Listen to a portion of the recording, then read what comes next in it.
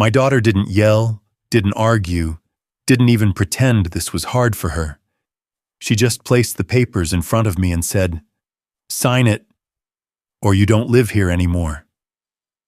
Like she had already accepted a version of the world where I was gone, and she was simply waiting for me to catch up. If you're watching this, tell me where you are and what time it is right now, and hit like and subscribe, because what happened the morning after I walked out of that house, it completely changed everything I thought I knew about my own family. The living room felt unfamiliar that day, not because anything had been moved, but because something invisible had shifted. The air was too still, too quiet, like the house itself had already decided I didn't belong there anymore. The papers were lined up perfectly on the table, my full name printed at the bottom. A clean, empty space waiting for a signature that would legally erase me from the only place I had left in this world. And the pen resting on top wasn't just a tool. It felt like a final push, like someone had thought through every detail to make sure I wouldn't hesitate for too long. I didn't pick it up. I didn't even reach for it. I just looked at her. Really looked this time, trying to understand when exactly my daughter stopped seeing me as her father and started seeing me as something that needed to be removed. Her face didn't move. No anger, no guilt, nothing. Just that calm expression people have when they've already made a decision and they're past the point of caring how it lands. "It's simple," she said, almost like she was bored repeating it. "You sign the house over to me, and we don't have to make this ugly." The word ugly hung in the air for a second, and I realized she wasn't warning me. She was promising me what would happen if I didn't do exactly what she wanted. That's when I noticed she wasn't alone in this. There was a man standing just behind her, slightly to the side like he had positioned himself there on purpose, close enough to be part of the conversation, far enough to pretend he wasn't the one controlling it. I had seen him before, a few times, always around, always watching, but never speaking much. And now here he was inside my house, standing in my living room like he belonged there more than I did. He didn't say anything at first, just looked at me with this quiet confidence, like he already knew how this was going to end. Like he had already seen me walk out that door in his head and was just waiting for it to happen in real life. My daughter didn't even bother introducing him. She just nudged the papers slightly closer to me, a small movement, but it carried more weight than anything she had ever said to me growing up. "You've had your time here," she added, and something about the way she said it made it clear this wasn't about the house anymore. It was about replacing me, removing me, closing a chapter she had already decided was over. I could feel it then. Not anger, not yet, but something heavier, something colder. The realization that this moment wasn't sudden at all. It had been building for a long time, behind closed doors, in conversations I was never part of, in decisions made without me. And I was only being brought in now because they needed my signature to make it official. I looked back down at the papers, then at the pen, then back at her, and for a second I thought about just signing it, just ending it quickly, walking away with whatever dignity I had left. But something didn't sit right. Something about how prepared she was, how confident he looked, how final this all felt. Like there was a piece of this I wasn't seeing yet, something they thought I would never question. "And if I don't sign?" I asked, keeping my voice steady even though everything inside me felt like it was shifting. She didn't hesitate, not even for a second. "Then you pack your things and leave today," she said, and this time there was a slight change in her tone, not louder, not harsher, just more certain, like she had already made that call hours ago. The man behind her finally spoke then, just a few words, calm and controlled. We can arrange for the locks to be changed this afternoon. And that was it. No emotion, no apology, just logistics. Like I was already out of the picture, and they were simply discussing the timing. That's when it hit me fully. This wasn't a discussion. This wasn't even a conflict. This was an execution, clean, planned, and already decided. And the only role I had left was to either cooperate or be removed the hard way. I leaned back slightly in my chair, not touching the pen, not touching the papers, and for the first time since she spoke, I stopped looking at her like my daughter and started looking at her like someone I didn't recognize at all. And in that silence, in that space between her demand and my response, I realized something else. Something that didn't make sense yet, but refused to leave my mind. My wife had never been careless with anything, especially not this house. And if there was one thing I knew about her, it was that she always planned ahead. I didn't answer her right away, not because I didn't understand what she was asking, but because I was trying to understand how she got here. How the girl who once waited by the door for me to come home was now standing in front of me deciding whether I still deserved to have one. The man behind her stepped forward slightly, just enough to make his presence unavoidable now, and I could see it clearly in the way he carried himself, relaxed but in control, like this wasn't his house, but he was already used to making decisions inside it. "It's not personal," he said, and that was the first lie, because everything about this was personal. Every word, every step, every second they had clearly spent planning this without me. He picked up one of the papers, tapped it lightly with his finger, and continued, "This is just the smartest way to move forward, for everyone involved." And I almost laughed at that. Not because it was funny, but because of how clean he made it sound. Like I was just a problem in a business deal that needed to be resolved. My daughter didn't correct him, didn't even react. She just stood there letting him speak for both of them. And that told me more than anything else could have. This wasn't her idea alone anymore. "You don't maintain this place," she added after a moment. Her voice sharper now, like she was finally stepping into the role she had prepared for. "You don't handle anything. And honestly, you haven't for a long time." I felt that one. Not because it was true, but because of how easily she said it. Like she had repeated it enough times that it had become real in her head.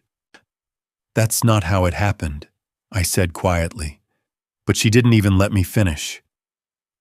"That's exactly how it happened," she cut in, and now there was something behind her words, not just coldness, but justification. Like she needed this version of the story to be true in order to stand there and do what she was doing. She started listing things then, bills, repairs, decisions, twisting each one just enough to make it sound like I had slowly faded out of my own life.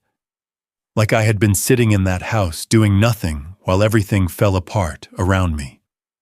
The man nodded along slightly, reinforcing her version without saying much, and I realized they had gone over this before, maybe more than once, building a narrative that made this moment feel reasonable to them.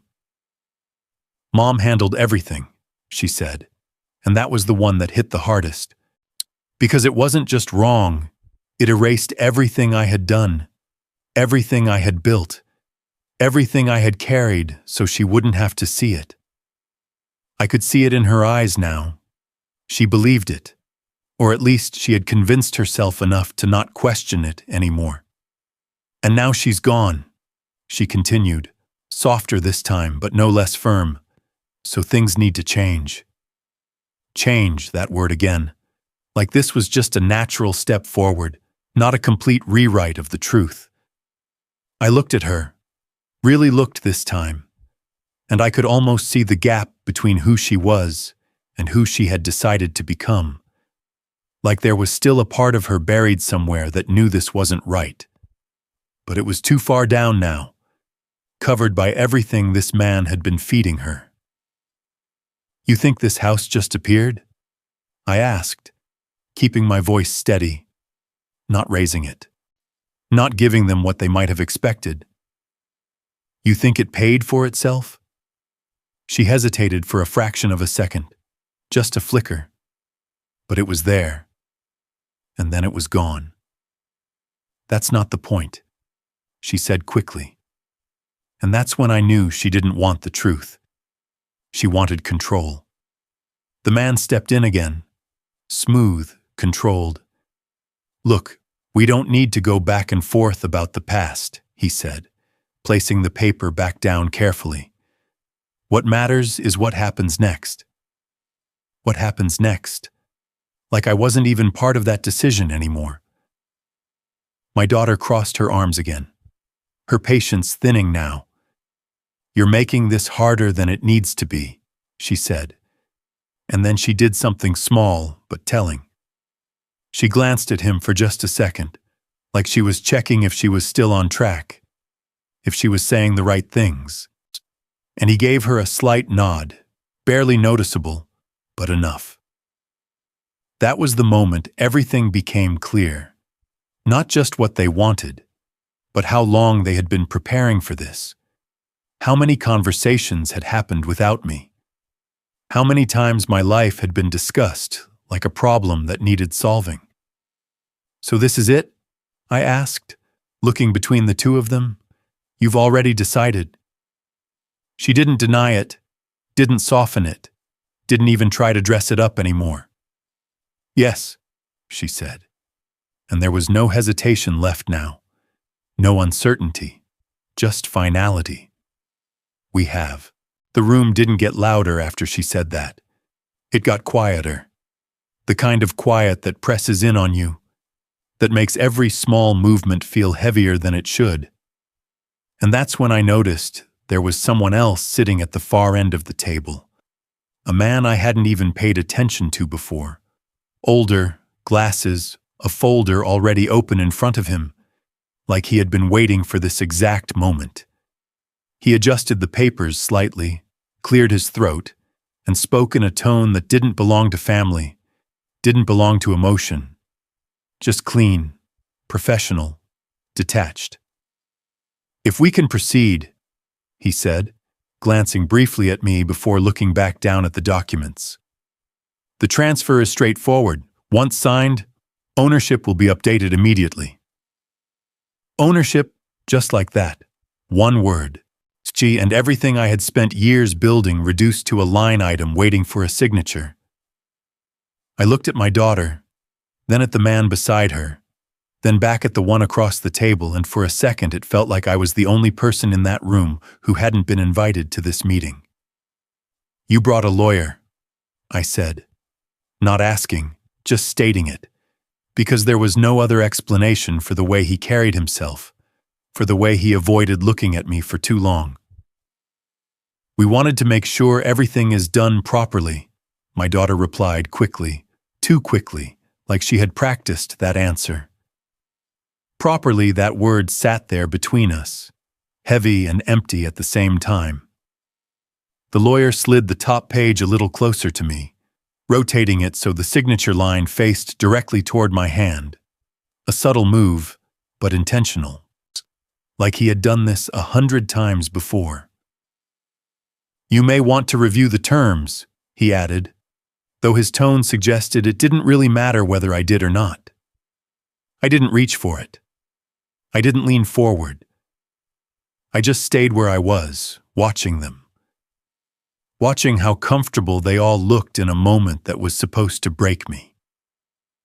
My daughter tapped the table lightly with her fingers, once, twice, then stopped, like she caught herself, like she didn't want to show any sign of nerves. "We don't have all day," she said, and this time there was a slight edge in her voice, impatience starting to push through the calm she had been holding on to. The man beside her checked his watch, not in a rushed way, just enough to make it clear time was part of their pressure. "We've already arranged everything," he added. It would be easier for everyone if this is done now. Easier for everyone, except me. I leaned forward just slightly, enough to look down at the paper without touching it, scanning the lines quickly, seeing my name, her name, legal terms stacked one after another. All of it designed to make this feel official, irreversible, clean. And if I don't, I asked again, even though I already knew the answer, because I wanted to hear her say it one more time. I wanted to hear how far she was willing to go. She didn't hesitate this time, not even a second. Then you leave today, she said. And before I could respond, she added, and we change the locks. The lawyer didn't react, didn't look up, like this was still within the bounds of something normal to him, something acceptable. The man beside her nodded slightly, confirming it, sealing it. Your things have already been sorted, my daughter continued. And that was the first real shock that cut through everything else. Not the demand, not the papers, but that sentence, because it meant this had gone further than I thought, further than I was prepared for. What do you mean, sorted? I asked, my voice quieter now, not weaker, just more focused. She glanced toward the hallway for a second, then back at me. Packed, she said, simple, direct. We didn't want to make this messy. Didn't want to make this messy like removing me from my own house was something that could be done neatly if planned well enough. I felt something shift inside me then. Not confusion, not disbelief. Something colder, something clearer. The realization that this wasn't happening in stages. It wasn't building anymore. It had already reached the end. And I was the only one still catching up. The lawyer gently tapped the pen against the paper once. A soft sound, but in that silence it felt louder than anything else. Whenever you're ready, he said. I looked at the pen, then at my daughter, then at the man standing beside her. And for a brief moment, everything slowed down. Like time was giving me one last chance to decide which version of this story I was going to live with. You're really doing this, I said. Not as a question, but as a final confirmation. My daughter met my eyes, steady, unshaken. Yes, she said. I didn't pick up the pen, not slowly, not hesitantly. I just left it where it was and leaned back in my chair, like the decision had already been made somewhere deeper than thought, somewhere they couldn't reach no matter how many papers they put in front of me. For a second, no one moved, like they were waiting for me to correct myself, to change my mind, to fall back into the role they had already assigned to me. But I didn't. I'm not signing that, I said. Calm, steady, not louder than before, but different, final in a way that didn't leave space for negotiation. My daughter blinked once, just once, like her body needed a second to catch up with what she had just heard, and then the calm she had been holding on to cracked slightly at the edges. Don't do this, she said, and this time there was something else in her voice. Not guilt, not regret, just frustration, like I was making her job harder than it needed to be. The man beside her exhaled quietly through his nose, not surprised, just adjusting, like this was a scenario he had already considered. Let's not complicate things, he said, stepping a little closer to the table now, his tone still controlled but firmer. This is the cleanest option you're going to get. Clean, that word again, like removing me from my own life was just a matter of efficiency. I shook my head slightly, not in anger, not in defiance, just in refusal. No, I said, and that single word landed heavier than anything else I had said so far. The lawyer finally looked up then, really looked at me for the first time, studying my face like he was trying to assess whether this was going to become a problem that needed more than paperwork. My daughter's fingers tightened against her arms, her posture stiffening as the control she had carefully maintained started slipping. "You don't understand," she said, and now her voice was sharper, quicker, like she was trying to regain ground she felt she was losing. "This isn't optional." I let that sit for a moment before answering, letting the silence stretch just enough to make it uncomfortable. "It is for me," I said. That was it. That was the point where everything shifted. The calm structure they had built around this moment collapsed, not loudly, not dramatically, but in small, visible cracks. The man's jaw tightened slightly, his patience thinning now that control wasn't guaranteed. "Then we moved to the other option," he said, no longer pretending this was mutual. My daughter didn't argue, didn't hesitate, she just nodded, like that path had always been there, waiting. "Fine," she said, and there was no softness left in her voice now, no attempt to make this feel reasonable. "Then you leave today." The words didn't echo. They didn't need to, they just settled into the room like something permanent. I looked at her, trying one last time to find something human in her expression, something that suggested this wasn't as easy for her as she was making it look, but there was nothing there, just resolve, cold and complete. "You're choosing this," she added, and that part almost made me smile, not because it was funny, but because of how easily she shifted the responsibility, how cleanly she rewrote the situation so that I was the one walking away. "No," I said quietly. "You already chose." For a brief second, something flickered across her face, something small, something she pushed down almost immediately, and then it was gone. The man stepped back slightly, pulling his phone out, already moving forward with whatever came next. "We'll give you an hour," he said, not asking, not negotiating, just stating it like a deadline that had already been set. After that, the locks are changed.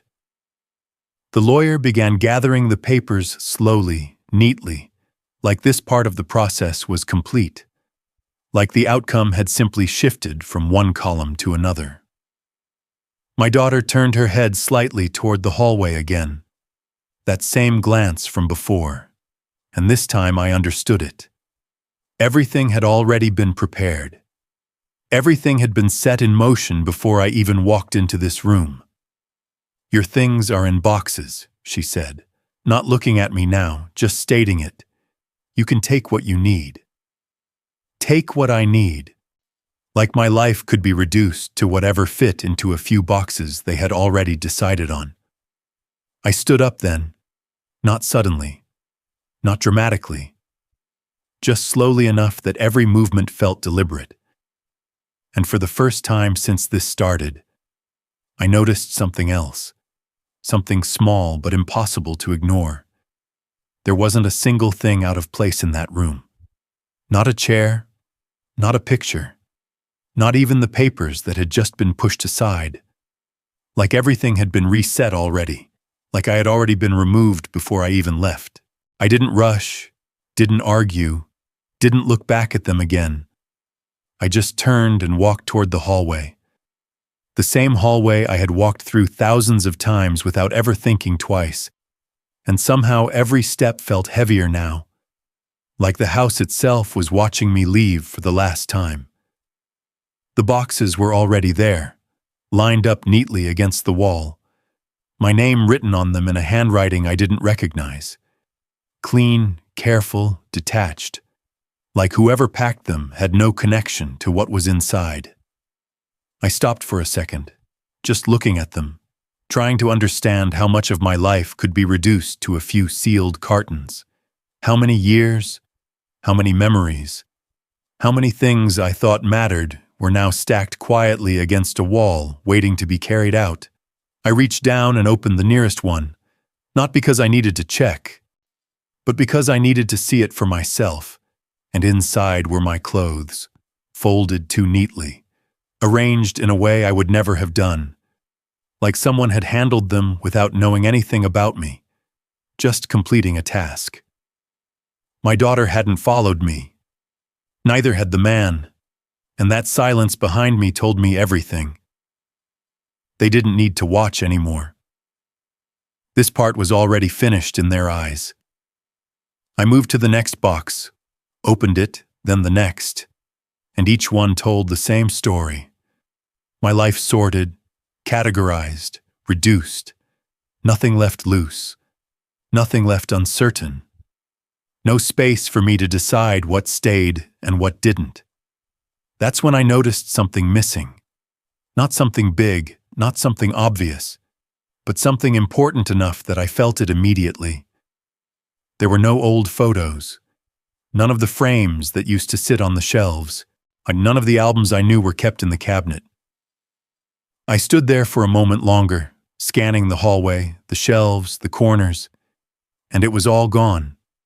Not packed, not misplaced, just gone. Like someone had decided those parts of my life didn't need to come with me.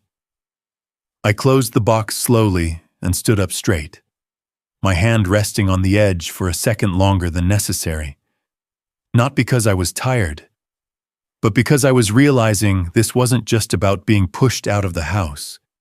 It was about being erased from it. I picked up one of the boxes, felt the weight of it in my hands, lighter than it should have been, and started toward the door. The front entrance looked exactly the same as it always had. Same rug, same shoes lined up near the wall. Except mine weren't there anymore, and I didn't remember moving them. I set the box down near the door and reached for my jacket, the one I always kept on the same hook, and it was still there, untouched, like an afterthought, like something they had missed. For a second, I just stood there holding it, looking around one last time, not searching for anything specific, just trying to take in what was left, what still felt like mine, and what didn't. Behind me, I could hear faint movement, quiet voices, but no one came closer. No one stopped me. No one said anything. And that silence was heavier than anything they could have said. I opened the door, stepped outside, and the air hit different, colder, sharper, like the world outside had been waiting for me while everything inside had already moved on. I carried the box down the steps slowly, set it beside the others that had already been placed there at some point I hadn't noticed, and that's when it became undeniable. This wasn't a decision made in the moment. This had been planned down to the smallest detail. Every box, every item, every step of how I would leave had been arranged before I even knew I was supposed to go. I straightened up, looked back at the house, and for a second, it didn't feel like mine at all anymore. Just a place I used to belong to. A place that had already accepted someone else in my place. The door behind me closed quietly. Not slammed, not forced. Just a soft click.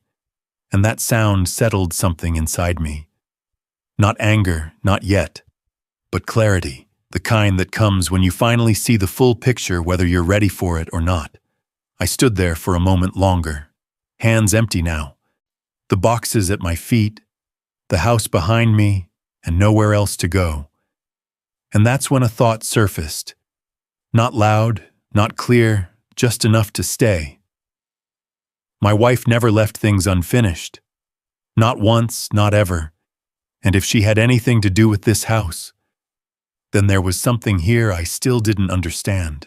Night didn't fall all at once. It crept in slowly while I was still sitting there. Long after the street had quieted down and the last bit of light faded off the windows of the house behind me, and I realized I hadn't moved for longer than I thought. Just standing there like if I stayed still enough, something might reverse itself. Like the door might open again and this whole thing would collapse back into something normal. It didn't. The boxes were still at my feet. The house still closed, and whatever I had left of that life was now outside with me. I finally picked them up one by one, Not because I knew where I was going, but because I couldn't leave them there. Couldn't leave the last pieces of myself sitting on the pavement like something forgotten. I drove without thinking much, just following roads I knew, then roads I didn't, until the city started to thin out and the lights grew further apart. And eventually, I pulled into a small parking lot near an old roadside motel I hadn't seen in years. The place looked exactly like it always had. Faded sign, dim lights. The kind of place people stop at when they don't have a better option. And for the first time that night, I understood that was exactly what I was. The room smelled like dust and something older, something that had settled into the walls over time.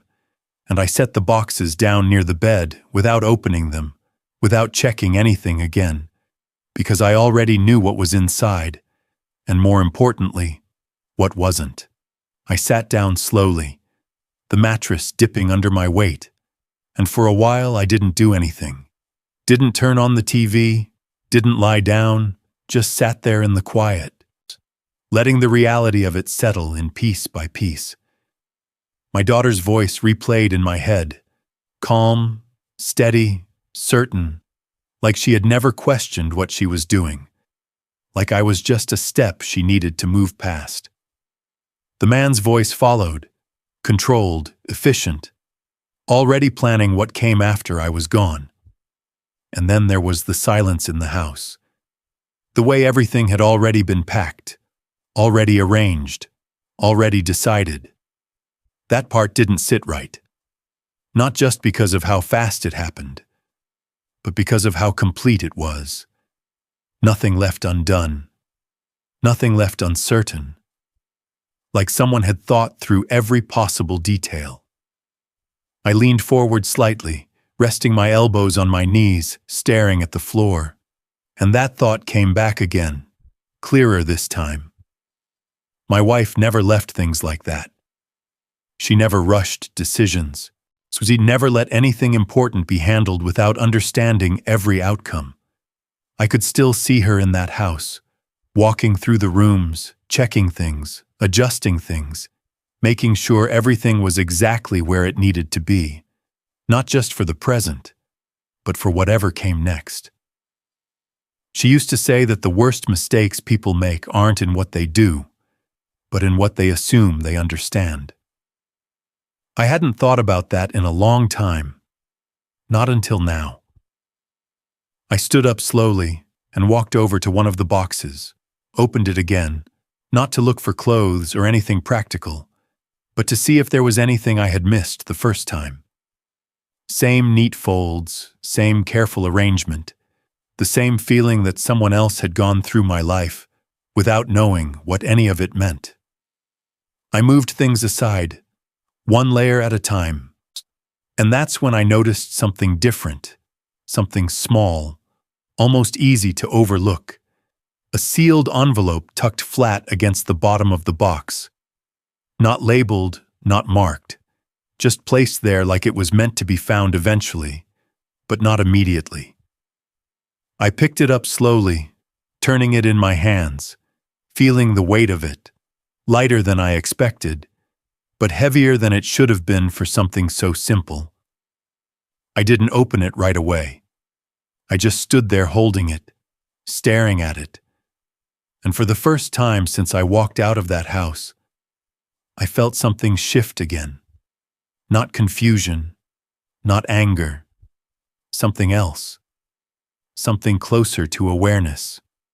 Like there was still a part of this story I hadn't seen yet. Something my daughter didn't know. Something that man definitely didn't know. I sat back down on the edge of the bed, the envelope still in my hand, and took a slow breath before finally opening it, not knowing that whatever was inside wasn't just going to explain things. It was going to change everything that came next. I didn't tear the envelope open right away. I slid my finger slowly under the flap, careful without even knowing why. Like rushing it might somehow change what was inside. And when it finally gave way, the sound felt louder than it should have in that small, quiet room. Inside was a single folded sheet and a smaller card tucked behind it. Nothing thick, nothing dramatic. But the moment I pulled them out, I knew this wasn't something random that had been packed by accident. The paper was familiar, not because of what it said yet, but because of how it looked. The way it had been folded. The kind of stationery she used to keep locked in her drawer. The kind she only used for things she wanted to last. My hands slowed without me telling them to, unfolding it carefully, and the first thing I saw wasn't instructions, wasn't legal language. It was her handwriting. That alone was enough to stop everything else for a second. She hadn't rushed this. You could tell just by looking at it, every line steady, deliberate, like she had taken her time, like she knew exactly when this would be read and by who. I read the first line once, then again, just to make sure I wasn't filling in meaning that wasn't there, but it was clear. She didn't talk about the house the way my daughter had. She didn't reduce it to ownership or transfer or signatures. She talked about timing, about patience, about not reacting too quickly when something feels final. There was a line in the middle that stayed with me longer than the rest. She wrote that if things ever felt too easy for someone else, then something important was probably being overlooked. I let that sit for a second. The words settling into place alongside everything that had happened earlier that day. The papers, the lawyer, the boxes already packed, the confidence in my daughter's voice, the way that man had stood there like the outcome was guaranteed. I kept reading. She mentioned a bank, not in detail, not explaining everything outright, just enough to point me somewhere specific, like she didn't want to write too much down, like she knew some things were better understood in person. The card behind the letter confirmed it, a bank name printed cleanly across the front, along with a number and a name I hadn't seen before. No explanation, no instructions beyond that, just a direction. I turned the card over in my hand, once, twice, and then looked back at the letter again, reading the last part more slowly this time. She didn't tell me what I would find. She didn't explain what she had done. She only wrote that I shouldn't assume anything had been left unprotected, and that I needed to see things through before deciding what I had lost. I lowered the paper slightly, staring at nothing for a moment, letting everything connect on its own, not forcing it, just watching how the pieces started to line up. My daughter thought everything had already been decided. The man beside her had acted like it was already finished.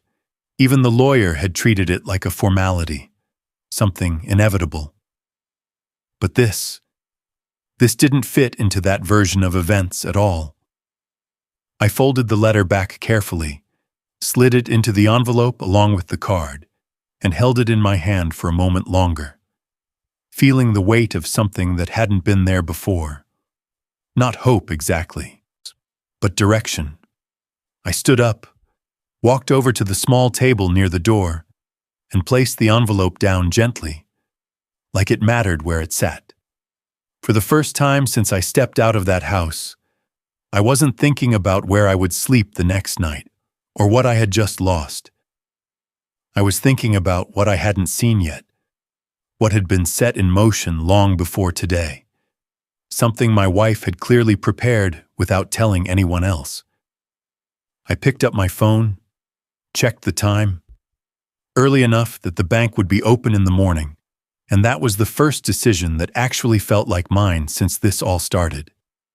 I turned off the light, lay back on the bed, and stared up at the ceiling, the envelope still within reach.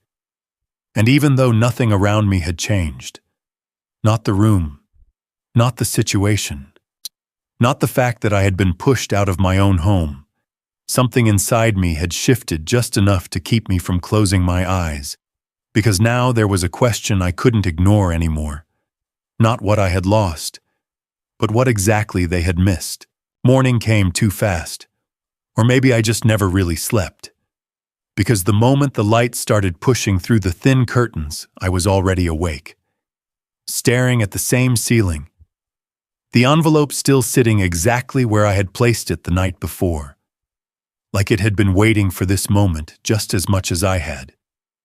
I didn't waste time, didn't second-guess it. I got dressed, picked up the envelope, and walked out of that room without looking back, because whatever answers I was going to find weren't in there. The drive felt different this time, not aimless like the night before. Every turn had direction now, every mile had purpose, and the closer I got to the bank printed on that card, the quieter everything inside me became. Not calm exactly, but focused, like I was stepping into something that had already been set in motion long before I even knew about it. The building stood out from the rest of the street. Clean glass, sharp lines, the kind of place that doesn't deal in small matters. And for a second, I just sat there in the car, looking at it, letting the weight of that letter settle one more time before I stepped inside. The doors opened automatically, smooth, silent, and the air inside was cooler, controlled, like everything in there followed a different set of rules. People moved in measured ways, quiet conversations, soft footsteps, nothing rushed, nothing loud, and for a brief moment I felt out of place. Not because I didn't belong there, but because I hadn't expected to be there at all. I walked up to the front desk, placed the card gently on the counter, and said the name written on it, not adding anything, not explaining, just letting it speak for itself. The woman behind the desk glanced at it casually at first, then looked again, slower this time, her expression shifting just slightly. Not enough for most people to notice, but enough. "One moment," she said, her voice still polite but more careful now, and she picked up the phone instead of continuing with whatever process she had started. That alone told me this wasn't something routine. I stood there waiting, not asking questions, not filling the silence, just watching as the small change in atmosphere spread outward in subtle ways.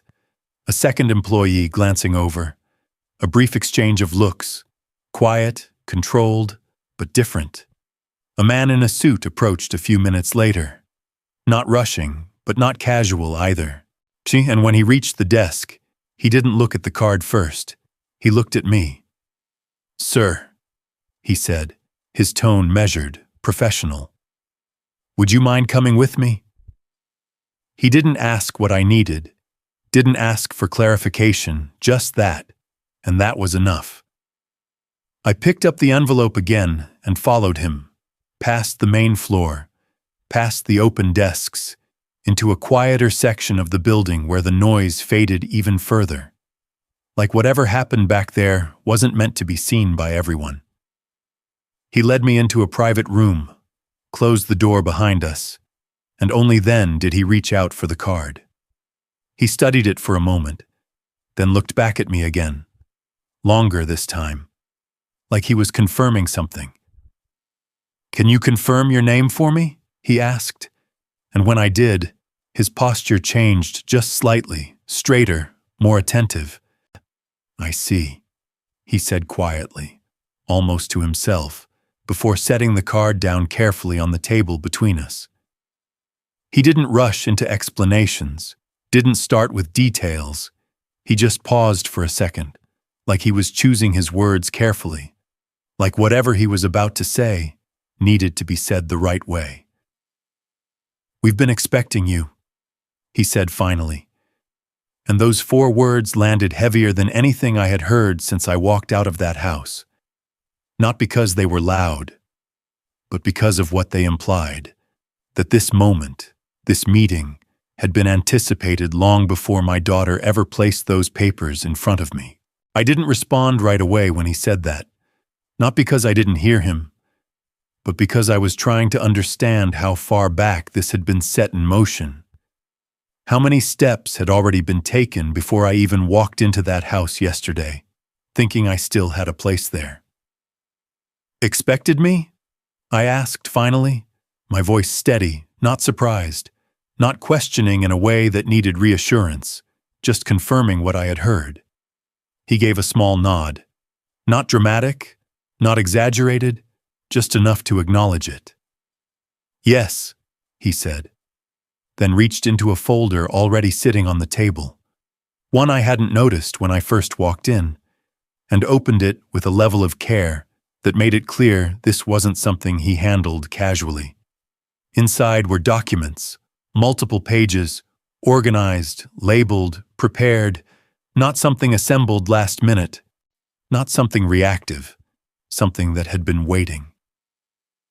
Before we go any further, he continued, sliding a single page toward me, I need you to verify a few details. And as I looked down, I recognized the structure immediately. Identification, confirmation, standard procedure. But the difference was in how he handled it. Slower, more deliberate, like every step mattered more than usual. I answered what he asked, gave the details, watched as he checked each one carefully, not rushing, not skipping. And when he was done, he leaned back slightly, not relaxing, but settling into a different role now. Less verification, more explanation. Everything here was arranged in advance, he said, placing his hand lightly on the folder, not opening it further yet, with very specific conditions attached. Conditions. That word carried weight. So more than anything my daughter had said the day before, because her version had been simple, direct, immediate, sign or leave, done or not done. But this sounded different, layered, structured, something that didn't depend on what I had chosen yesterday. By my wife, I said, not asking, because there was no one else it could have been. He nodded again. Yes.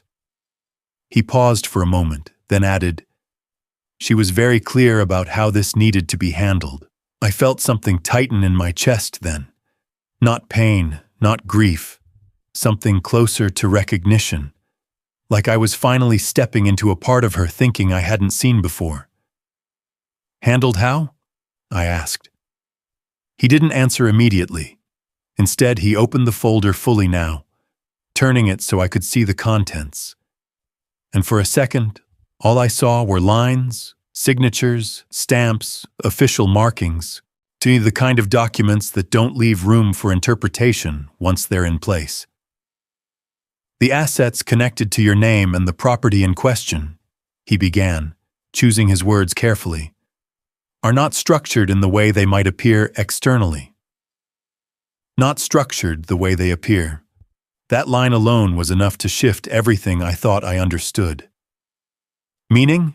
I asked, keeping my eyes on the pages, scanning, trying to piece it together before he said it. Meaning, he continued, tapping lightly on one section of the document. No transfer of ownership can be completed without triggering a review process that was specifically designed by your wife. A review process, not permission, not approval, something more controlled, more automatic. And that process, I said, trailing off slightly, not because I didn't have the words, but because I wanted to hear his version of it, not mine. He met my eyes briefly, then looked back down at the document. It has already been triggered, he said. The room didn't change, nothing moved, but everything shifted. Triggered when? I asked, even though I could already feel the answer forming. When an attempt was made to transfer or reassign the property without proper authorization, he said, his tone still measured, still professional. But there was something else there now, something closer to certainty. I leaned back slightly, letting that settle in. The papers my daughter had pushed in front of me, the lawyer, the urgency, the pressure, all of it suddenly fitting into a different shape. So the papers she gave me, I started. He didn't let me finish. Would not have had the effect she believed. he said calmly. She would not work, not invalid in general, but not what she believed, and that distinction mattered. I exhaled slowly, not out of relief, not yet, but because for the first time since this started, something had shifted in a way they hadn't anticipated. And now? I asked. He closed the folder gently, placing both hands on top of it for a moment before answering. Now we proceed according to the conditions your wife established, he said, and then he added something that made everything that came before feel like it had only been the beginning.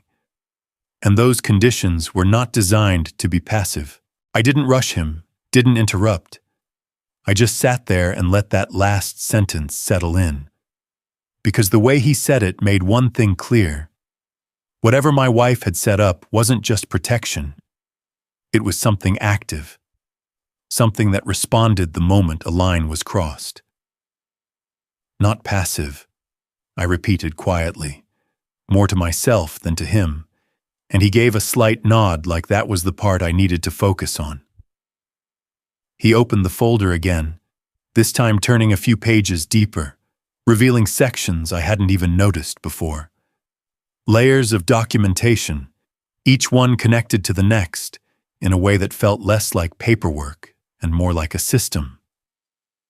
Your wife established a structured holding arrangement, he said, his finger tracing lightly along a line as he spoke, not one that separates visible ownership from actual control. Visible ownership from actual control. Those words alone were enough to explain why everything yesterday had felt wrong. Why my daughter had been so confident while something underneath didn't line up.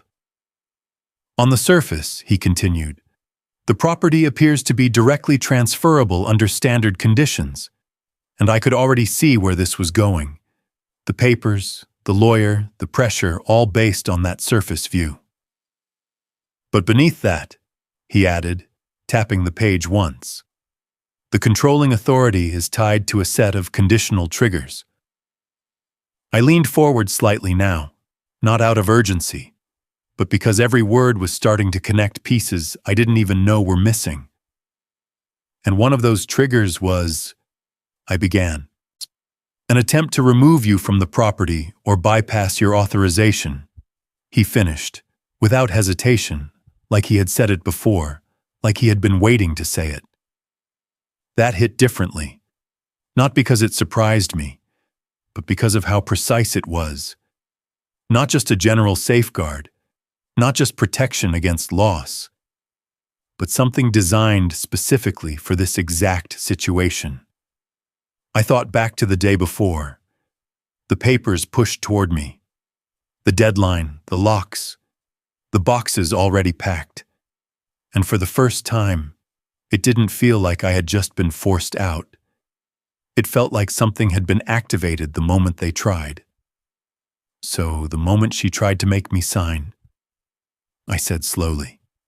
The system recognized an unauthorized transfer attempt, he replied, and initiated a review and control shift. Control shift, not freeze, not delay, a shift, meaning something had already moved, already changed position. I sat back again, letting that sink in, and a different kind of clarity started to form. Not emotional, not reactive, but structural. Like I was finally seeing the framework behind everything that had just happened. She didn't just protect the house, I said quietly. He shook his head once. No, he said. She protected control over it. There was a difference, and now I understood it. Protecting the house meant stopping someone from taking it. Protecting control meant letting them think they could, until they couldn't. I let out a slow breath. Not relief, not satisfaction, just recognition. Because this wasn't random, this wasn't luck. This was her. The way she thought, the way she planned, the way she never left anything important exposed. What happens now? I asked. He closed the folder halfway this time, not fully, like we weren't done with it yet. Now, he said, the structure transitions into enforcement mode. Enforcement mode. That didn't sound like paperwork. It didn't sound like waiting. It sounded like action. Meaning? I asked again, keeping my voice level even though I could feel the shift building. He met my eyes for a second, then turned the folder slightly so I could see a specific section more clearly. Highlighted, marked, finalized. Meaning, he said, any party attempting to assert control without meeting the required conditions will lose standing immediately. Lose standing, just like that. No warning, no negotiation. My daughter's voice echoed in my head for a brief moment. Sign it or leave. The certainty in it. The way she believed she was already in control. And me? I asked. He didn't hesitate. You are the primary authority under this structure, he said. Clear, direct, no room for interpretation. I didn't react right away, not outwardly, but inside something settled into place. Something that had been off since the moment those papers hit the table. Which means, he continued, any decision regarding that property now requires your direct authorization under the updated conditions. I looked down at the documents again, not scanning them this time, just taking them in as a whole. The weight of what they represented. Not just ownership, but control, timing, consequence.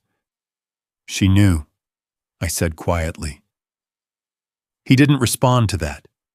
Didn't need to, because the answer was already in everything he had shown me.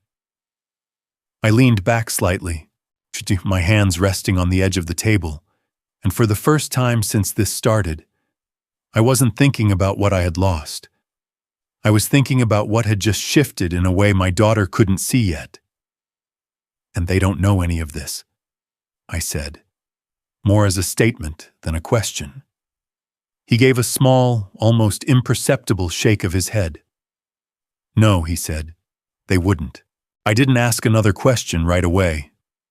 Not because there was nothing left to ask, but because for the first time since all of this started, I wasn't trying to catch up anymore. I was starting to see ahead of them. The manager let the silence sit for a moment. Not awkward, not forced. Just enough to give weight to what had already been said. And then he reached into the folder one more time and pulled out a smaller set of documents. Thinner, more focused. There is one more component you should be aware of, he said, sliding them toward me. And the way he said it told me this part mattered just as much as everything else. I looked down, not rushing, scanning the top lines. And even before I finished reading the first section, I understood this wasn't just about control in theory.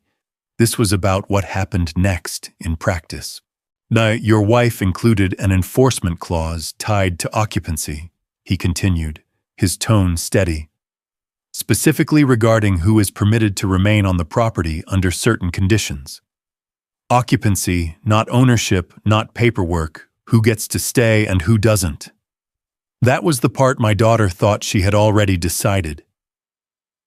And those conditions have been met, I said, more certain now, not guessing, not asking.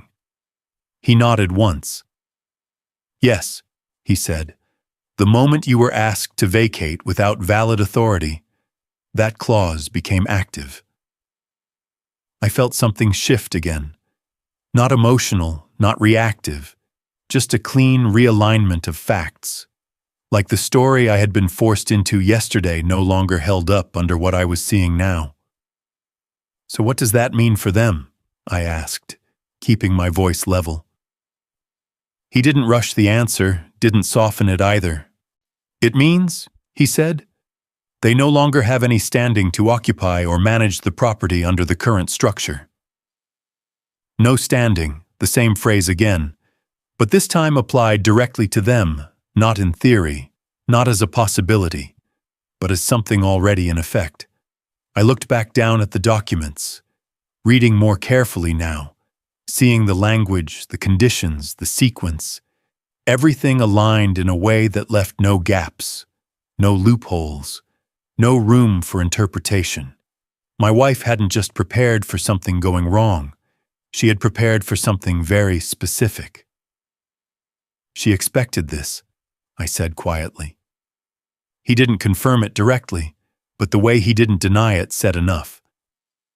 She prepared for multiple scenarios, he replied instead, and that was even clearer.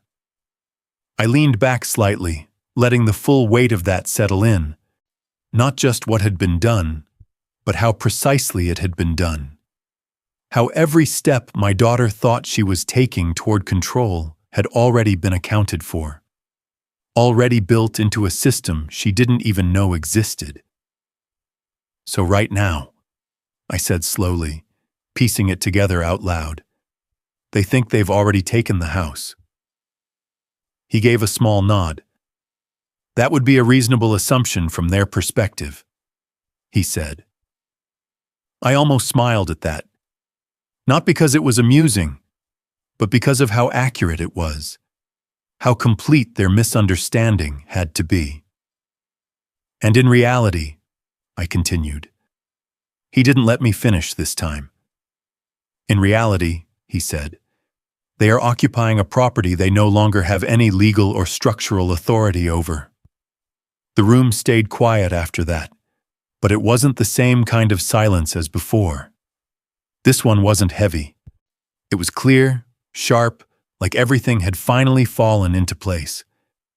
I stood up slowly, not in a rush, not in anger, just because I knew what came next. What do I need to do? I asked. He closed the folder fully now, gathering the documents into a neat stack before sliding a single sheet toward me. This confirms your position under the current structure, he said. You'll want to have it with you. I picked it up, glanced at it briefly, not needing to read every line to understand what it represented. And if I go back there? I asked. He met my eyes, calm, certain. Then you are acting within your full authority, he said, and they will be required to comply. Required to comply, not suggested, not negotiated.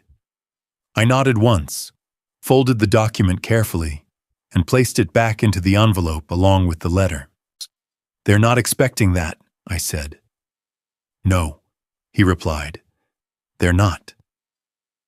I turned toward the door, paused for just a second with my hand on the handle, and in that brief moment I thought about the way my daughter had stood there, calm, certain, already convinced it was over. Then I opened the door and stepped out, not as someone who had been pushed out of his own home, but as someone who finally understood exactly what had just been set in motion. The drive back felt shorter than it should have, not because the distance had changed, but because I wasn't carrying the same weight anymore. The uncertainty that had followed me the night before was gone, replaced by something steadier, something clearer. The house came into view exactly as I had left it. Same walls, same windows, nothing visibly different, and yet everything about it had shifted in a way no one inside seemed to understand yet. I parked across the street for a moment, not out of hesitation, but to take it in properly, to see it without emotion, just as it was. A place that had been taken from me less than 24 hours ago, and was now, in every way that mattered, back under my control. I stepped out of the car, closed the door quietly, and walked toward the front entrance at the same pace I always had. Not rushed, not cautious, just steady. As I got closer, I noticed something small but telling. The front lock had been changed. New hardware, clean, recently installed, exactly as they had promised. For a second I just looked at it, not surprised, not annoyed, just noting it, because it confirmed everything else. They hadn't just planned to remove me. They had already committed to replacing me. I reached out and tried the handle anyway, not expecting it to open, and it didn't. Of course it didn't. I stepped back slightly, took out my phone, Not to call them, not to argue, just to do exactly what the manager had told me I was now authorized to do. The number was already saved in the system from earlier, and it didn't take long for the call to connect. "I'm at the property," I said simply, not explaining, not adding anything unnecessary. The response on the other end was just as direct, calm, efficient, like everything else that had been set up around this moment. "Understood," the voice replied. "Please wait a moment." I ended the call and stood there, the envelope still in my hand, the house in front of me, and for the first time since all of this began, I wasn't reacting to anything. I was waiting. It didn't take long. A car pulled up behind me, not fast, not slow, just on time, and two men stepped out, both dressed simply but professionally, carrying nothing visible except the confidence of people who knew exactly why they were there. They approached without hesitation, one of them giving me a brief nod as he reached the door. "Sir," he said, not asking for confirmation, just acknowledging my presence, and then he turned his attention to the lock. What happened next was quiet, efficient, almost routine.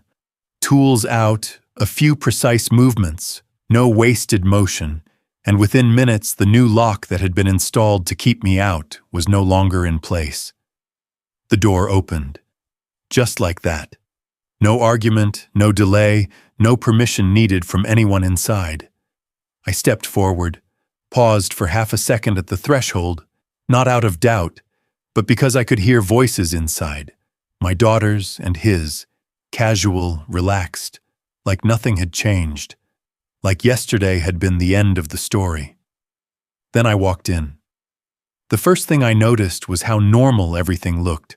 Furniture in place, lights on, the same arrangement I had left behind, except now there were small differences. Things moved, things added, signs of someone settling in, claiming space that wasn't theirs to claim. My daughter was standing near the kitchen, mid-conversation, and she stopped the moment she saw me, her expression freezing in a way I hadn't seen before. Not anger, not control, just pure confusion. The man beside her turned a second later, his reaction slower but sharper, his eyes narrowing immediately as he tried to understand how I was standing there. "What are you doing here?"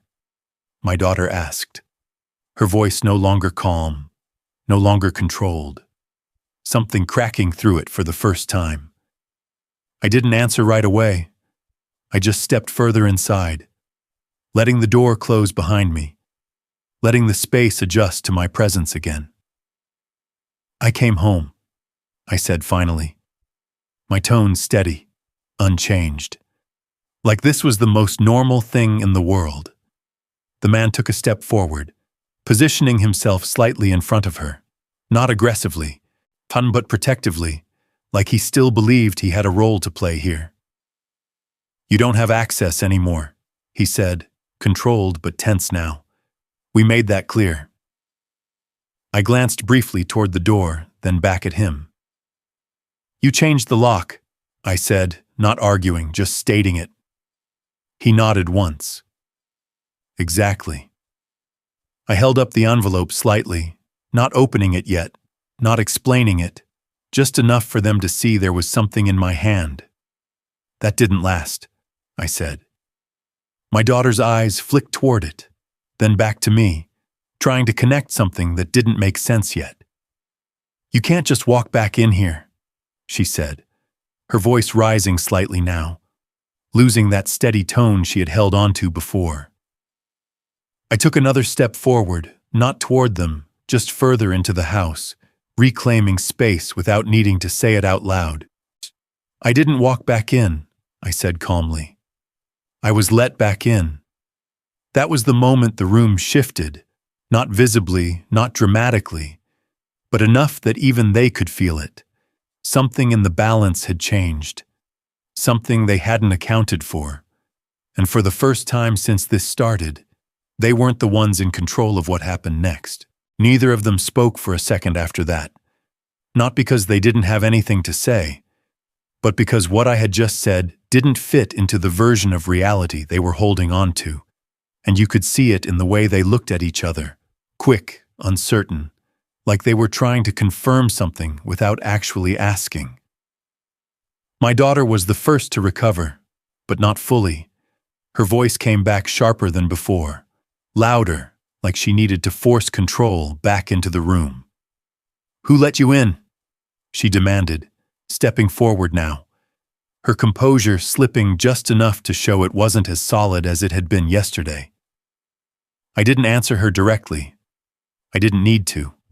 Instead, I turned slightly and gestured toward the front door, where one of the men was still standing just outside, visible through the glass, not interfering, not stepping in, just present.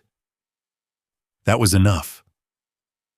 Her eyes followed the movement, then snapped back to me, confusion turning into something closer to unease. "You called someone?" she asked, but there was hesitation in it now, like she wasn't sure what that actually meant. The man beside her didn't wait. He stepped forward again, more assertive this time, his tone losing that smooth edge he had been holding on to. "This is private property," he said, his voice firmer now, trying to re-establish ground that was already slipping. "You don't have any authority here anymore."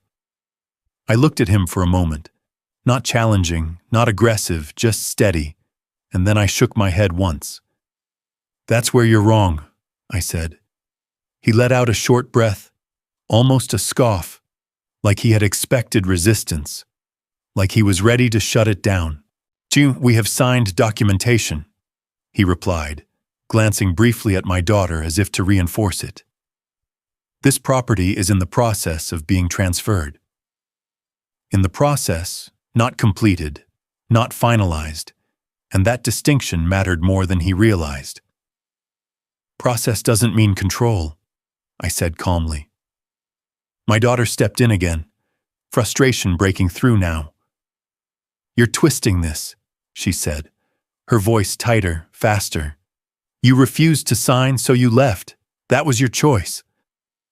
There it was again, that version of the story, clean, simple, wrong.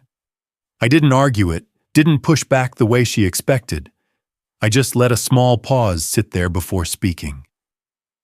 "And what did you do after I left?" I asked. That caught her off guard for a second, not because it was complicated, but because it wasn't the direction she expected. "We secured the house," she said quickly, like she had the answer ready, like she had said it before. "You changed the locks," I said. "Yes," she replied, firmer now, trying to regain that ground again. I nodded once, slowly, like we were agreeing on something. "And you moved in?" I added. She hesitated for a fraction of a second, just enough to notice. "This is my house," she said, but the certainty wasn't as clean as it had been before. I tilted my head slightly, not mocking, not dismissing, just observing. "Is it?" I asked. That question didn't need volume, didn't need force. It just sat there. And for the first time since I walked back in, neither of them had an immediate answer that felt solid. The man stepped in again, more aggressively now. "Yes, it is," he said. But there was something off in the way he said it, like he was pushing harder than he needed to. I reached into the envelope slowly, not rushing, not dramatic, just deliberate, and pulled out the document the manager had given me. I didn't hand it to them right away. I just held it, letting them see it existed. "You think you're in control because you pushed me out," I said, my voice still level, unchanged. "But you don't understand what you actually triggered." My daughter's eyes locked onto the paper, not reading it yet, just reacting to it, sensing something she couldn't place. "What are you talking about?" she asked, and now there was something else in her voice. Not just anger, not just frustration, but uncertainty, The first real crack.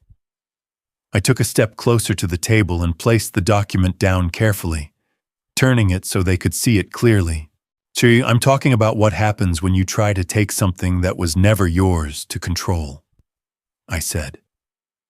The room didn't get louder. No one moved suddenly. But everything tightened, every second stretching just a little longer. Because now it wasn't just me reacting to them anymore. It was them trying to understand what they had already done. Neither of them reached for the document right away, like touching it would make whatever was written there real in a way they weren't ready for. And I could see it in my daughter's eyes. The way she kept looking at it without actually reading, like she was trying to figure it out before she had to face it.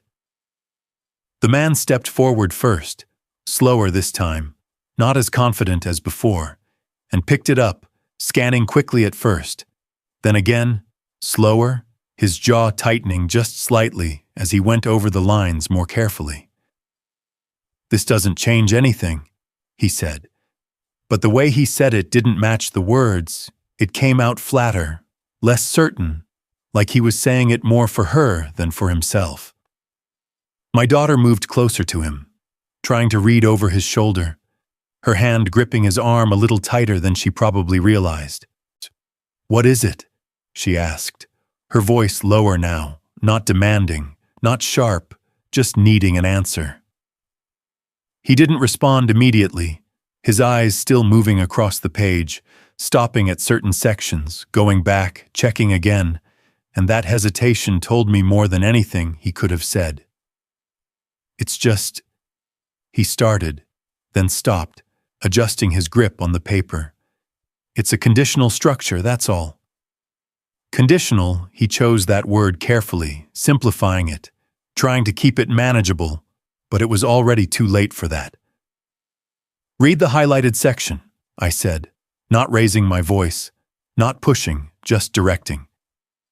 He hesitated again, then looked down where I had indicated, and this time when he read, his expression changed in a way he couldn't fully hide. My daughter noticed it immediately.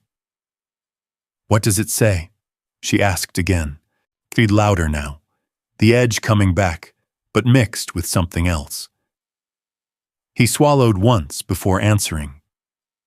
"It says," he paused, like he was choosing how to phrase it. "It says that any attempt to transfer or control the property without authorization triggers a reallocation of authority." Reallocation, that word landed hard, even if she didn't fully understand it yet. "What does that mean?" she asked, and now there was no control left in her voice, just urgency. He didn't answer right away, and that silence stretched just long enough for her to turn toward me instead. "What does that mean?" she repeated, this time directed at me. I met her eyes, steady, not cold, not angry, just clear. "It means," I said, "the moment you tried to force that transfer, you lost whatever control you thought you had." Her face shifted immediately, not accepting it, not believing it, but reacting to it. "That's not possible," she said quickly, shaking her head.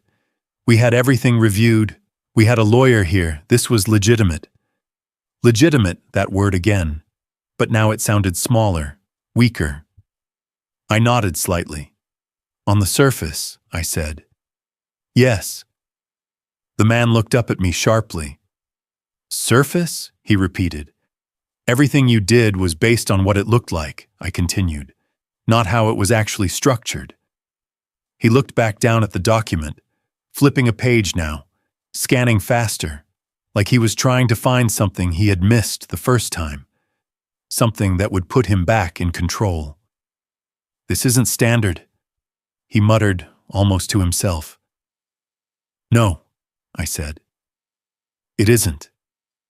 My daughter stepped back slightly, her arms no longer crossed, her posture no longer fixed, like the ground she had been standing on was starting to shift under her. "So what are you saying?" she asked, her voice quieter now, almost careful. I didn't rush the answer. Didn't need to, because the truth didn't require force anymore. I'm saying you walked into something you didn't understand, I said. And the moment you tried to take control, it changed who actually has it. The room fell into a different kind of silence then, not tense in the same way as before, but heavier, more real. Because now they weren't arguing with me anymore. They were trying to understand what they had already done. The silence didn't break all at once. It shifted, slowly. Like the room itself was adjusting to a truth neither of them wanted to accept. And I could see it in the way my daughter stood there now. No longer in control. No longer certain. Just trying to hold on to something that was already slipping through her hands. The man lowered the document slightly, not dropping it, just holding it differently now, like it had weight he hadn't expected. Even if this is valid, he said, choosing his words more carefully than before, it doesn't mean you can just walk in here and take over. He was trying to rebuild ground, piece by piece, something solid enough to stand on again. I shook my head once, not dismissive, just clear. It does, I said. My daughter turned to him quickly. What is he talking about? She asked, her voice tight again. But now it wasn't controlled anger. It was pressure, uncertainty building underneath it. He didn't answer immediately, and that hesitation said everything. I stepped forward slightly, not closing distance aggressively, just enough to anchor what I was about to say in the space between us. You didn't just try to transfer ownership, I said. You forced an unauthorized removal of the primary authority. I let that sit for a second, then added, that was the trigger. Her eyes widened slightly, just enough to catch, just enough to show it was landing even if she didn't want it to. And once that trigger is activated, I continued, everything shifts. The man finally spoke again, but his voice had changed, less controlled now, more reactive. That doesn't automatically remove us, he said. But it sounded like a question disguised as a statement. I looked at him for a moment, then nodded toward the document still in his hand. Read the next section, I said. He hesitated, then did, his eyes moving across the page, slower this time, more careful. And as he reached the part I knew he would, his expression tightened again. It states, he began, then stopped, like saying it out loud would make it worse. Say it, my daughter snapped, the last bit of her patience breaking through. He exhaled once, then read it properly. It states that any individual occupying the property under invalid authority must vacate immediately upon enforcement confirmation. The words hung there, heavier than anything else that had been said so far, because they weren't mine.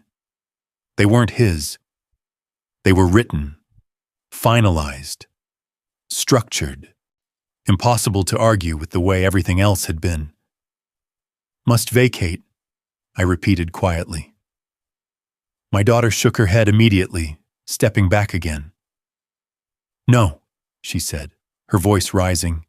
No, that's not how this works. This is my house. But even as she said it, it didn't carry the same certainty. It sounded like something she was trying to hold on to rather than something she believed. I didn't raise my voice, didn't match her tone. I just stood there and let the reality sit where it needed to. Not anymore, I said. The man ran a hand through his hair, something he hadn't done before, a small crack in the control he had been holding on to since the beginning. We need to review this, he said quickly. This isn't something you can just enforce on the spot. I nodded slightly. You're right, I said, and for a second relief flickered across his face, too early. That's why I already did, I added. That stopped him, completely. My daughter looked between us, confusion and fear now mixing in a way she couldn't hide anymore. "What does that mean?" she asked, quieter this time. I glanced briefly toward the front door, then back at them. "It means," I said, "this isn't a discussion." The words didn't echo. They didn't need to, because right as I said them, there was a knock at the door. Not loud, not aggressive, just firm, precise, timed perfectly with everything that had just been set into motion. The knock didn't come again. It didn't need to, because everyone in that room had already heard it, already felt what it meant even before anyone moved. My daughter turned toward the door first, not fully, just enough to acknowledge it. Her body stiff, like she was hoping it would somehow go away if she didn't react fast enough. The man beside her stayed where he was, but I could see it now. The tension in his shoulders, the way his stance had shifted from control to calculation, like he was trying to figure out what options were still left. I didn't rush, didn't react immediately. I just walked toward the door at the same steady pace I had used to walk into the house. Each step measured, deliberate. Because this part didn't need urgency. It needed certainty. When I opened it, the two men from earlier were standing there exactly as before, calm, composed, not aggressive, not uncertain, just ready. One of them gave a small nod again, acknowledging me, then glanced briefly past me into the house, taking in the situation in a single look.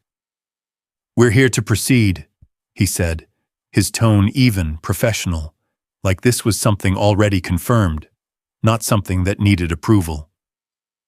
I stepped aside without saying anything, letting them in, and as they crossed the threshold, the balance in the room shifted completely. Not slowly this time, but all at once. My daughter's voice came back, sharp, reactive. "You can't just come in here," she said, stepping forward, trying to reclaim space that was already gone. "This is private property." One of the men turned toward her, not confrontational, not raised voice, just direct. Ma'am," he said, "this property is currently under enforcement review and directive control." The words were formal, precise, and more importantly, they weren't open to interpretation. "That's not true," she shot back immediately, shaking her head. "We have documentation. We have legal standing." The man didn't argue, didn't engage with her version at all. He simply held out his hand slightly. "We've reviewed all submitted documentation," he said, "and it does not override the active structure in place." That was it. Clean, final, no back and forth.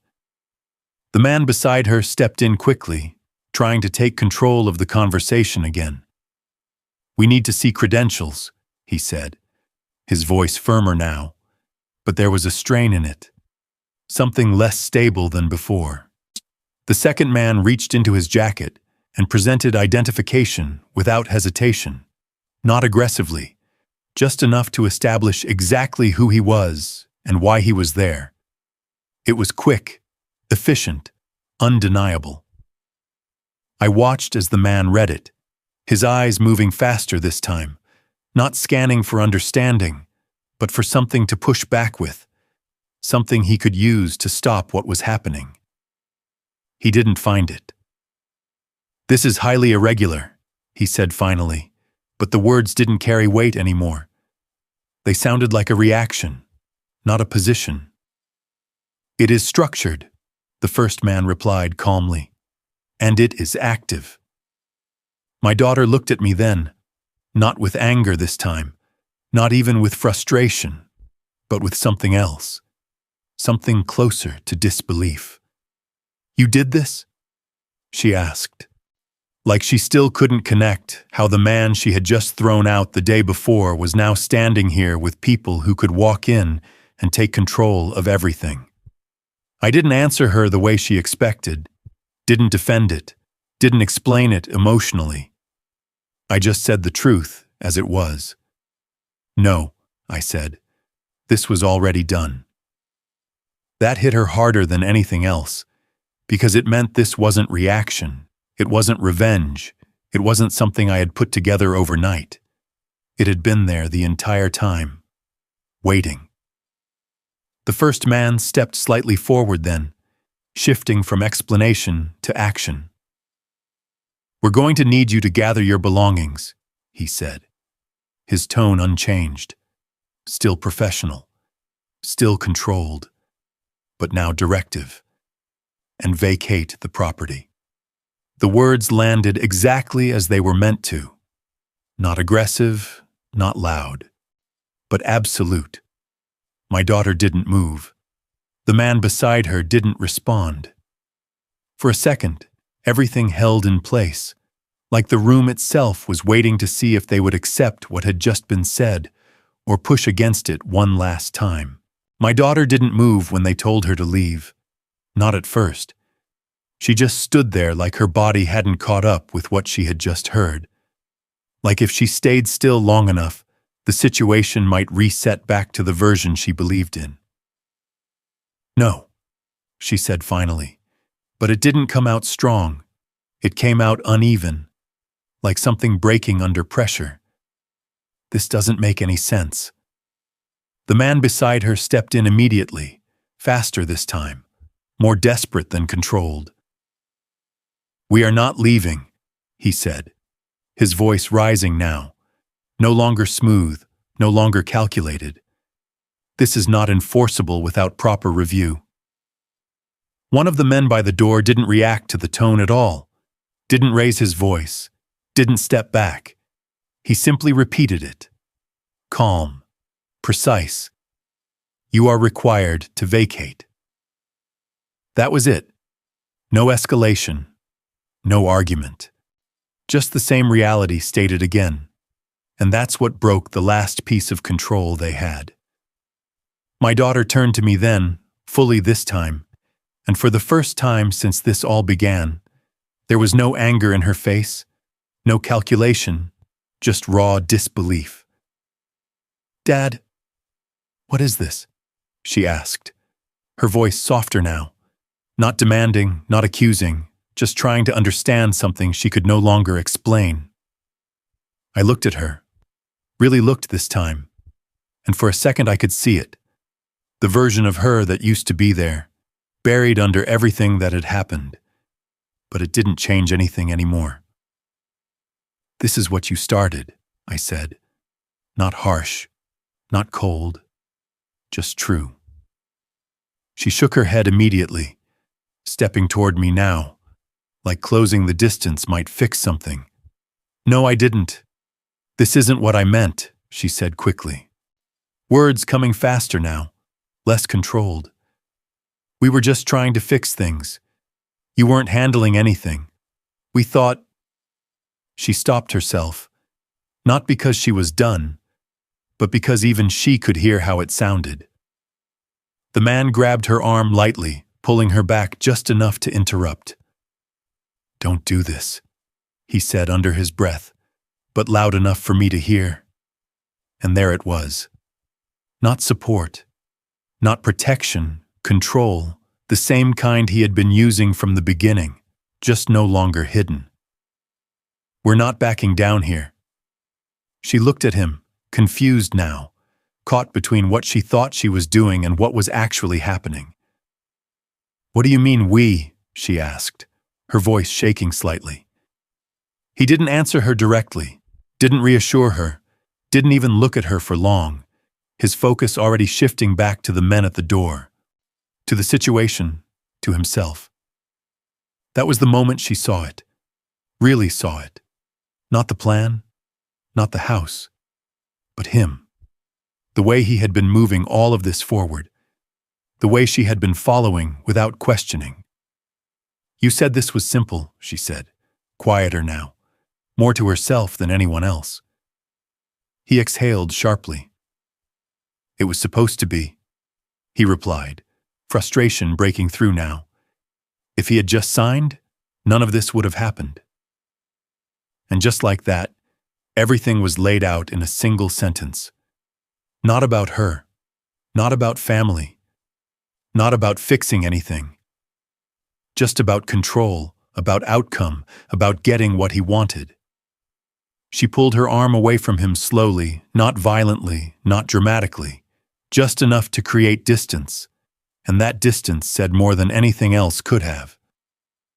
"So that's all this was?" she asked, seriously looking at him now like she was seeing someone new.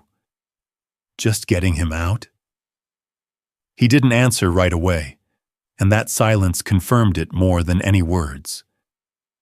The man by the door stepped forward slightly then, not aggressively, just enough to shift from waiting to action.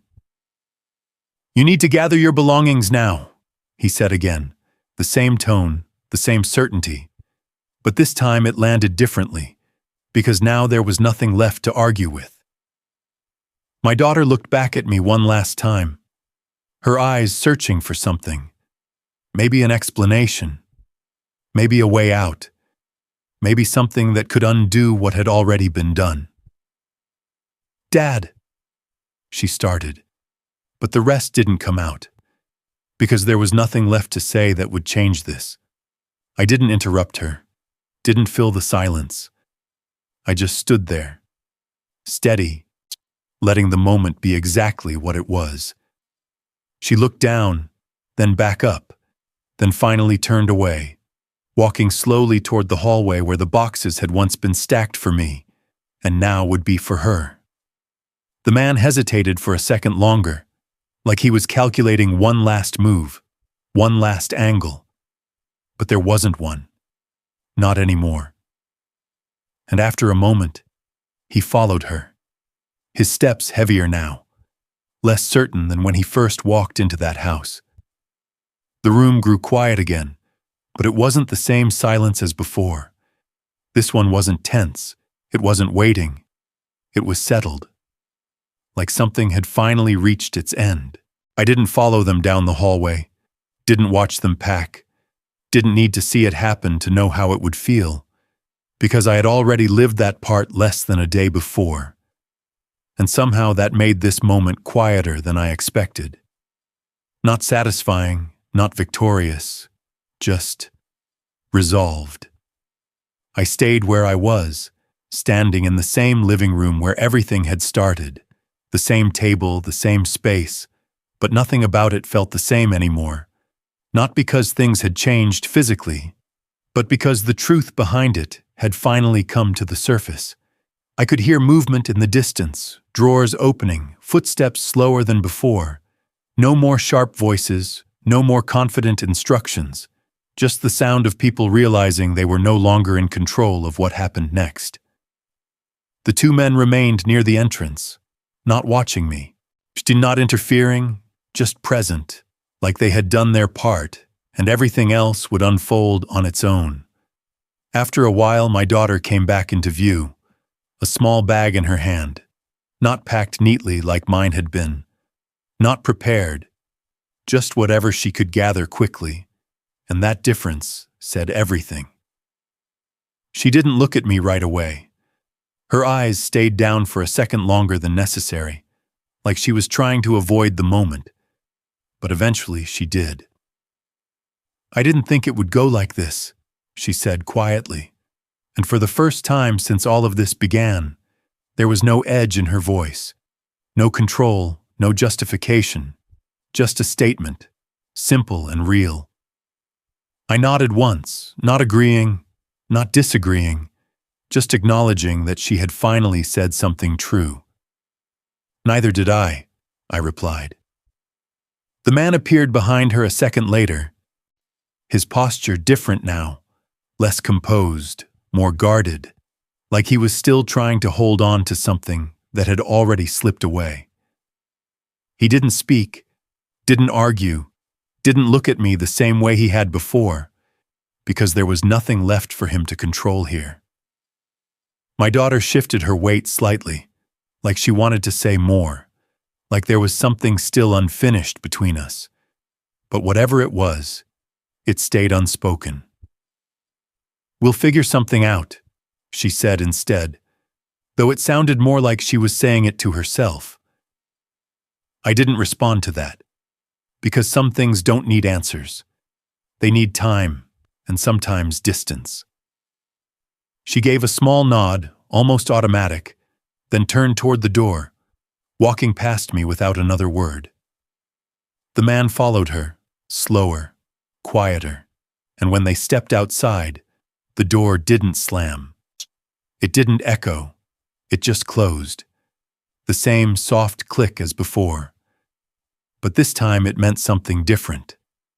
I stood there for a moment longer, listening to the silence settle again. But now it wasn't empty. It wasn't heavy, it was clear. Like everything that needed to happen had already happened. I walked over to the table, placed the envelope down in front of me, and for a second I just rested my hand on it, thinking about her, about the way she had planned all of this without ever saying a word, not out of fear, not out of control, but because she understood something I didn't back then, that people don't always show you who they are until they think they've already won. I looked around the room one more time, not searching, not questioning, just seeing it as it was, and for the first time in a long time, it felt like mine again. Not because I had taken it back, but because it had never really been taken in the first place. If you've made it this far, tell me what you would have done in my place. Would you have signed? Would you have walked away? Or would you have come back the way I did? And don't forget to like and subscribe. Because stories like this, they're not just about revenge. They're about what people reveal when they think you have nothing left.